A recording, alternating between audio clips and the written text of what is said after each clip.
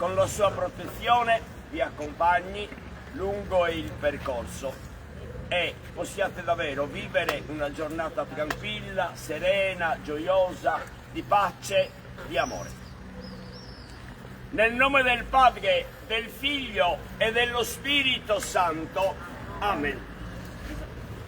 Dio che salva e consola sia con tutti voi e con il tuo Spirito. Preghiamo insieme come il Signore Gesù ci ha insegnato. Padre nostro che sei nei cieli, sia santificato il tuo nome, venga il tuo regno, sia fatta la tua volontà, come in cielo così in terra. Dacci oggi il nostro pane quotidiano e rimetti a noi i nostri debiti, come anche noi li rimettiamo ai nostri debitori, e non abbandonarci alla tentazione, ma liberaci dal male. Dio onnipotente e misericordioso, tu provvedi a chi ti ama e sempre e dovunque sei vicino a chi ti cerca con cuore sincero. Assisti questi tuoi figli nel pellegrinaggio alla Madonna Annunziata. Guida i loro passi nella tua volontà, perché protetti dalla tua ombra nel giorno e illuminati dalla tua luce nella notte, possano giungere alla meta desiderata. Per Cristo nostro Signore. Amen. Dio nostra salvezza vi guidi nella prosperità e nella pace. Amen. Il Signore vi assista e vi accompagni nel cammino. Amen.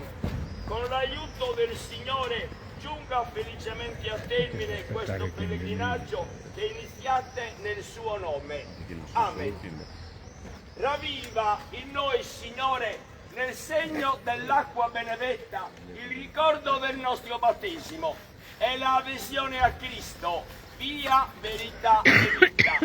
Amen. E la benedizione di Dio Onnipotente, Padre, Figlio e Spirito Santo discenda su di voi, con voi rimanga sempre. Amen. Buon pellegrinaggio, buon viaggio. Ci vediamo a mezzogiorno e mezzo circa per la benedizione lì, ok? Ciao. Ciao, buon viaggio. Ciao. Bene, Don Tottoni ha dato la benedizione e non sono tutto arrivato, però insomma sono orario, arrivano sicuro, quindi specialmente Pizzinello spero che ne tanto, insomma, come non arrivare pure Rosati e a partire a San Nosata. E in effetti è stato un pacchetto di mulinanne, ma non metà neosa, siamo a Modena e quindi